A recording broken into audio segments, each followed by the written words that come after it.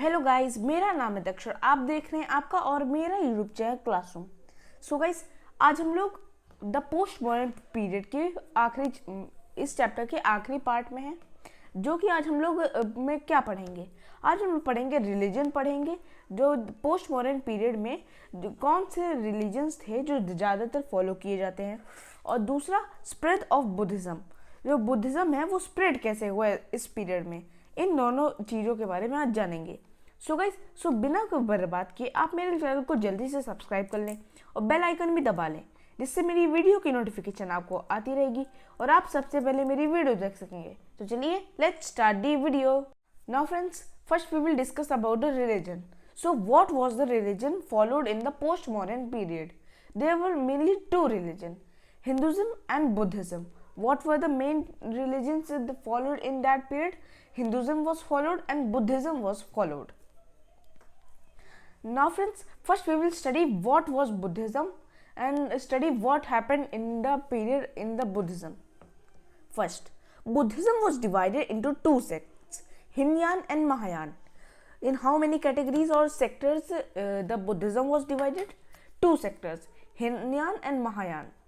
Second, Hinyan was the earlier and the simpler form of Buddhism. What was the earlier form of the Buddhism? Hinyan was the earlier and the simpler form of the Buddhism. Mahayan was a new form with many rituals and ceremonies. What was the new form? Mahayan was the new form with many rituals and ceremonies. Meander, the Indo-Greek ruler, and the Kanishk were Buddhist. Who were Buddhist? Meander, the Indo-Greek ruler, and the Kanishk. They gifted land to Buddhist monks. What did they do? They gifted land as rewards to the Buddhist monks. Wealthy merchants, many of them Buddhist, also gave liberal donation to Buddhist monasteries. What merchants do? The wealthy merchants who were very rich merchants, they gave donation to the Buddhist monasteries. Nagarjunakonda and Amravati were famous center of Buddhist culture. What were the two famous centers of the Buddhist culture?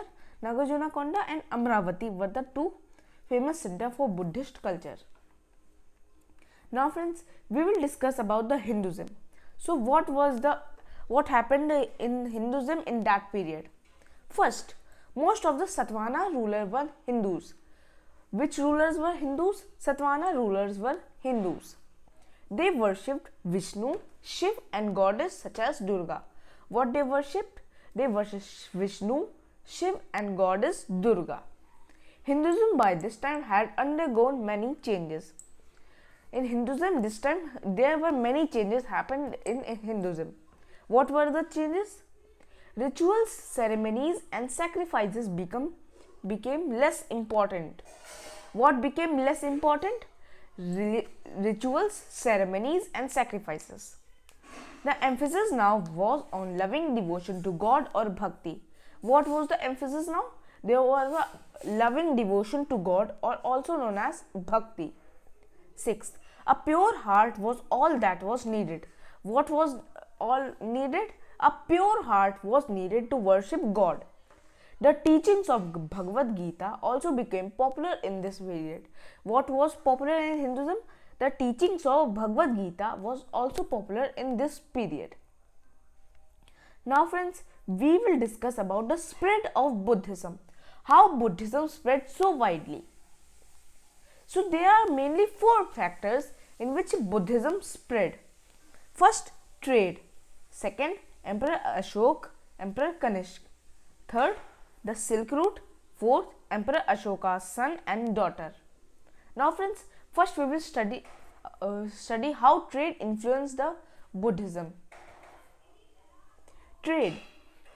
India's contact with other lands increased greatly during this period owing to the spread of Buddhism. What happened in India? There was a highly contacted with the other lands that influenced the spread of Buddhism. Afghanistan became an important center of Buddhism. What became an important center? Afghanistan became an important center of Buddhism. The colossal statue of Buddha at Bamiyan point to the importance of Buddhism in this region. What was made? The colossal statues of Buddha at Bamyan. It means that there was a lot of importance to the Buddhism. The region of Bactria and Gandhar also came under Buddhist influence. What region also came in the Buddhist influence? Bactria and Gandhar. Now friends, we have discussed about the trade. Now Emperor Ashoka and Emperor Kanishka. Emperor Ashoka and Emperor Kanishka. The first step in the spread of Buddhism to Central Asia was due to missionaries' activities of Emperor Ashoka. What was the first step? The first step was missionary activities of Emperor Ashoka. We have discussed these activities in our previous video. I will give the description link in them. In that, Dhamma, Ashoka's Dhamma was explained, and the spread of Dhamma, that are only the missionaries' activity of Emperor Ashoka.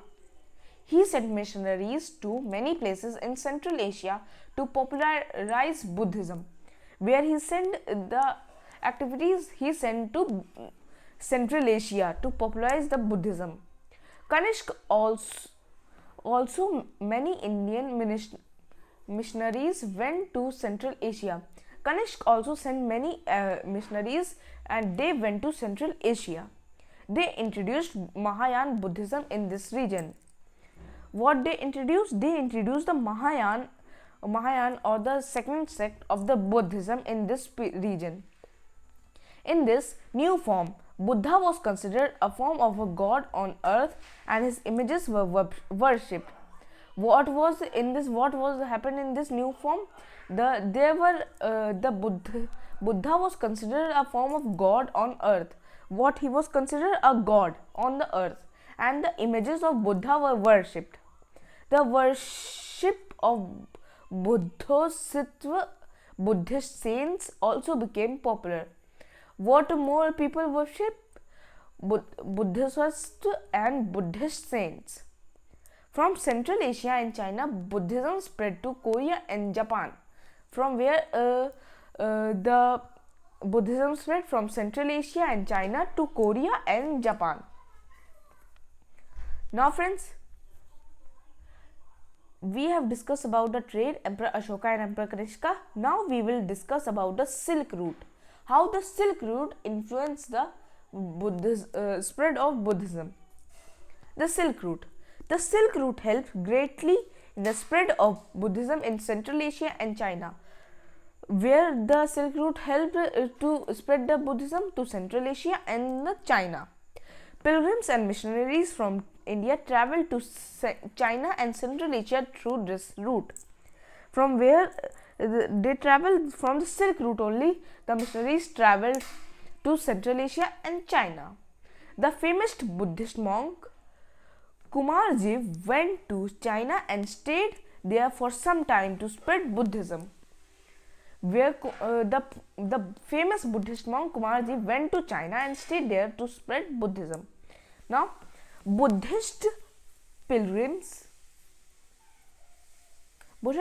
from China also came to India by the Silk Route. From China also many Buddhist monks came to India by the Silk Route only. The accounts they have written provide valuable evidence on Buddhism. They have written many accounts that are valuable evidence on Buddhism. Some of the famous Chinese pilgrims who came to India were Fahin and Hunsang and Itzing. What were the famous Chinese pilgrims? Fahin, Hunsang and Itzing.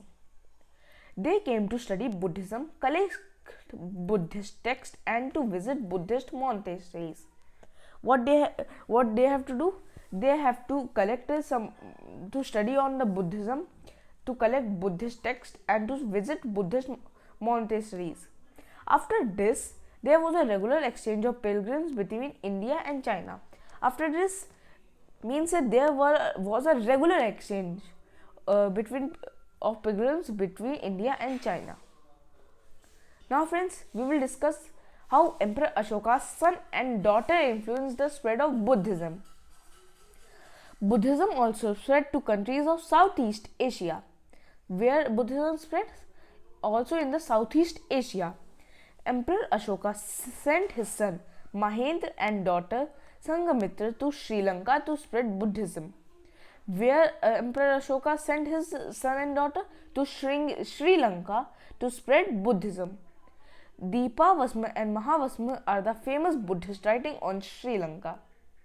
Other countries such as Sumatra, Vietnam, Thailand and Cambodia were also influenced by Buddhism. Which countries were influenced by Buddhism? Sumatra, Vietnam, Thailand and Cambodia. The great stupa at Borobudur in Java was dedicated to Buddha. Now, friends, what were the effects after spread of Buddhism? The strong Buddhist influence resulted in many changes in these foreign lands. When the Buddhists influenced their land, there was a massive change in the foreign lands. Many people accepted Buddhism as their own religion.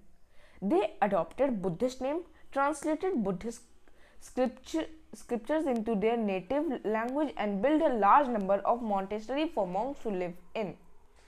What the people do? They adopted Buddhist name, they translated Buddhist scriptures to their native language and they built monasteries for the monks to live in. Today, Buddhism is practiced in Central and Southeast Asia.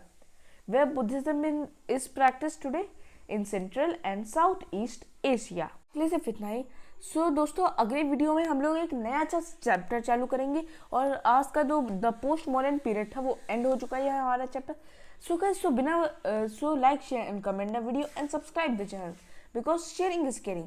आज के लिए सिर्फ इतना ही. मिलते हैं हम लोग एक और एजुकेशनल वीडियो में. तब तक के लिए बाय बाय.